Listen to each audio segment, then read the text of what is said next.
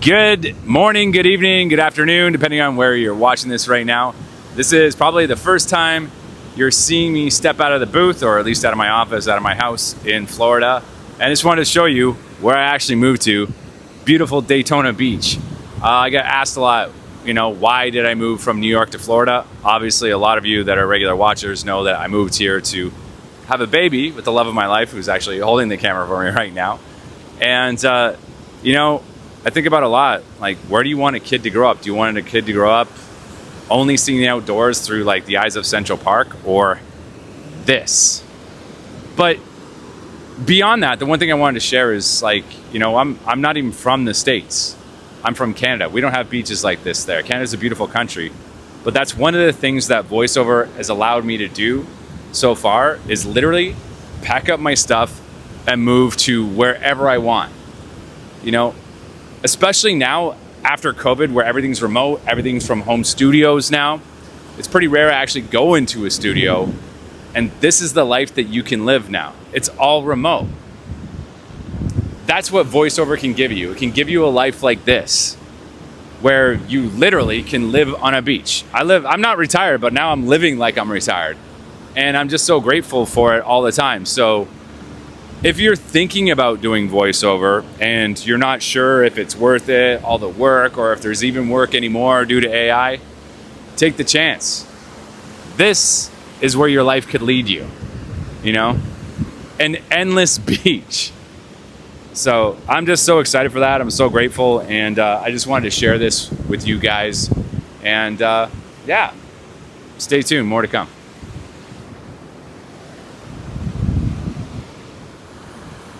So recently, I actually, now to the VoiceOver stuff, which you guys are always here for, I had a meeting with voices.com to find out if there's been any changes to the algorithm. And I'm not sponsored by Liquid Death, by the way. I'm just holding the disclaimer. I had a meeting with voices.com to find out about there's any changes to the algorithm, how people can get work there on 2025, what can people that are new on the platform expect, and better yet, how do they book and excel? I'm gonna make a whole video for you guys, but just some quick tips. You wanna be getting to your auditions as soon as you can. The top talent on the platform are getting to new auditions within 2 hours. 2 hours of it being posted. So if a job's been posted, let's say it's 2 hours, and it's got a big budget, and there's like 100 people that have already auditioned for it, do it anyway. Because generally speaking, that first 2 hours, according to their data, is super important. They're checking it out. They're probably getting to a large number of those auditions right away. And it's going to be the difference. Better yet, if you can get to it within the first half an hour, that's where a lot of the bookings are going, when people are getting to it within the first half an hour. Also, when you first sign up to Voices, I'm sure some of you already know this, if you watched a lot of my videos, this hasn't changed. This is still a good thing. Make sure your profile is set up from top to bottom, soup to nuts, all the way across the board. It's completely maximized. Because when you first buy in, this little kid there, very cute. When you first buy in, it's gonna flood you with like 100 auditions that are backlogged. You're gonna get that right away. You wanna try and book one out of the gate, or get as many likes as you can. Just do what you can and make sure that when you do sign up, you don't have shit to do for like the next 2 days, so you can do all those 100 auditions. Then it's gonna dry up a bit, and you're only gonna get about between 4 to 10 auditions when you first start, until you start getting a lot of short lists and bookings. Then things are going to turn around for you. So, little quick tip for you on voices.com. Oh, and some of you have been asking, because I know everyone's very aware that short lists help your ranking in the algorithm. If you get shortlisted and the client unshortlists you, meaning gives you a thumbs up and then takes it away, they're just categorizing who they're nailing it down to, who's actually going to do the job. So don't worry about it, because it still counts in terms of the algorithm. It still shows that you're a bookable actor, and it goes towards helping you get more auditions on the platform. Now, if you're not getting enough auditions on voices.com, don't stay just there. Keep that account, but start looking at how you're gonna take the next step. Get on Voice 123, get a website, professional demo, agent, get the holy trifecta. Voices.com, Voice 123, agents, multiple agents, till you're getting 50 to 60 auditions a day, and you have complete global domination. And I'll see you down here in Daytona Beach. Back from the beach. It's actually the end of the weekend now. The footage you just saw from me at the beach, that was Saturday. It is now Sunday. So what the hell did I get up to doing? Get up to doing? Is that even proper English? I'm not even gonna edit that out. I love these vlogs. Yeah, it was a busy weekend. We got a cradle wise for the baby on the way. So like I don't know if you know what this thing is, like an AI crib. Heather's mom and stepdad got it for us. Really nice gift. Cindy, Mike, if you see this, thank you so much for getting it. Crazy expensive. Um, it was heavy as fuck. This thing, I swear to God, it was like 300 pounds. When they dropped this box off, it was massive and I couldn't bring it up the stairs. So I had to unload it downstairs and bring it up. But it was like, this thing's so high tech. It's like if Apple made a crib, this would be it. But it was really well put together. Like the box had like all the proper stuff. It even had a video that was like, oh, if you're having trouble with this, do this. So it was like, it was Jesse proof. It was so well put together. And I was able to do it. I put it together, hung some pictures. Really, it's like crunch time right now. It's probably about, well, it's just over a month away from baby Jackson. That's his name. Baby Jackson arriving. Well, apparently according to the OB, but we'll see. Most babies for your first arrive afterwards. Some of you probably already know this. About, what does it say? About 30% of the time before, and then 60% of the time afterwards, and then like 3% of the time on the actual due date. So we are getting ready. I put a car seat in today for the first time ever. My first time in my life, I attached a car seat, and I hope I did it right. They checked at the hospital, so it's not a big deal. Slow down. But no, I cinched that little bastard in there, just like reefed on it. This thing will not move. So hopefully I did it right. I think I did. And yeah, worked on doing a lot of updates to the community, which is nice. We got that update I was just talking about at the beach from voices.com. So just adding that into the community now and revamping our casting sites OS. That's week 5 of the VoiceOver Jumpstart course. We talk about everything that happens or how to get ahead on casting sites. It's like, give me a break. Gathering my thoughts. Yeah.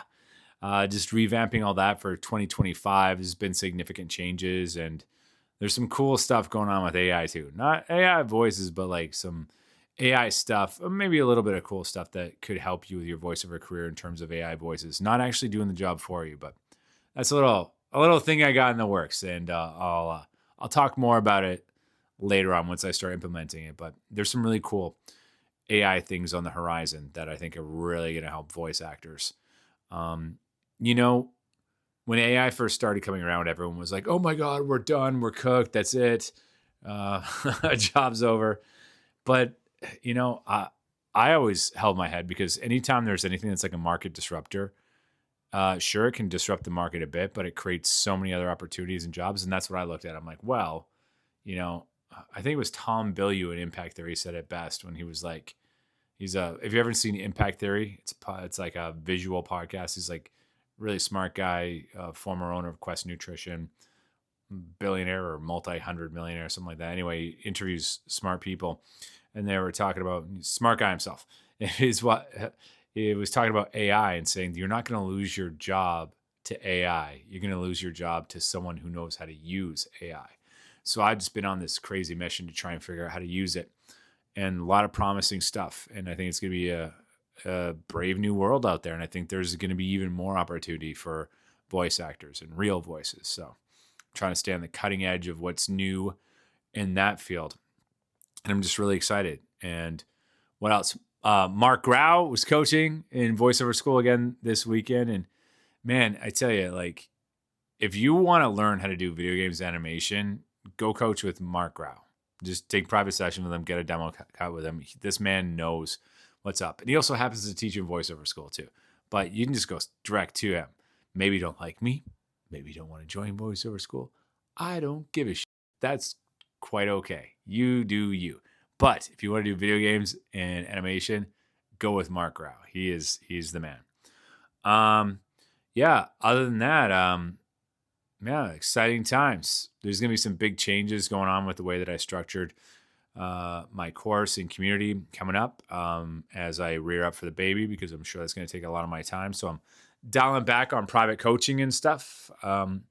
and refocusing a bit on my own voiceover career and really trying to amp it up, get to the next level. Because even after doing this for 7 years, I haven't hit like the tippity top. I mean, in some stats and on pay to play, I've hit the top quite a few times. But in terms of like where I want to be in my career, like I feel like I'm almost just beginning in a way because, I've done like a lot in commercial land, and I've voiced a History Channel docuseries, but I've never done a AAA game, and I'm not in a major animated feature. That's my goal. That's what I want to make happen this year. So I'm on a mission to do it, and I'm going to keep you guys updated. But other than that, that is my weekend. No time of me in the booth. Time of me, not doing any vlogs of me in the booth doing auditions on the weekends, but still wanted to give you an update of what I got up to because I know you guys. I don't know. Sometimes you ask me like, Hey, Jess, do you do anything other than voiceover? Yeah, I do. I sit on my couch, I walk on the beach, and I talk about the community. Anyway, we'll see you guys. We'll see you guys tomorrow. We're gonna ramp up, do a lot more of these vlogs, a lot more coaching videos to come, and always the Friday video where I'm sarcastic as fuck, and they are highly edited, and we have a lot of fun, and we try to put a lot of value in for you guys. And give you some quick tips on how to have a good voiceover career, how to get ahead, while also putting a smile on your face and making you laugh.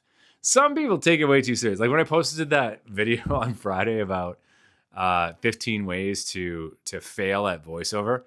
It's so funny when the trolls show up. There was a guy, he trolls quite a few of my videos. He showed up and he was like, negativity breeds negativity. And then somebody else like wrote something like super, I don't know. Trolls will be trolls, I guess I'll just say. But if you're going to troll my videos, watch them first. Don't just talk about the titles. Like actually watch them, because the video wasn't negative. It was funny in a sarcastic way, but then it became positive at the end if you stick to the end and watch it. Anyway, I'm going to be me. You guys be you. I'm not for everyone, but we'll see you tomorrow, and we'll see you this week. And thanks so much for supporting this channel. I really appreciate it. It's been quite a journey. I remember when I first started doing this, it was really tough to get going, and I had no idea what to say. I still don't really know what to say. I'm just more comfortable with just losing my train of thought and really up. But I appreciate everyone who's come with me and everyone who sends me messages and emails that, expressing that I've helped them. I appreciate you. Thank you so much. And if, it's getting harder and harder to get back to all the emails, I don't know where half of you are finding my email address, but congratulations for doing it. Probably easy, like LinkedIn and stuff like that.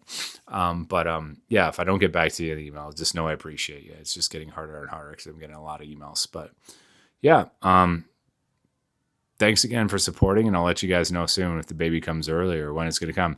Due date is June 4th, so sometime leading up to that or just after. I'm going to bed now because it's been a crazy long weekend and I'm ready to work tomorrow. Peace.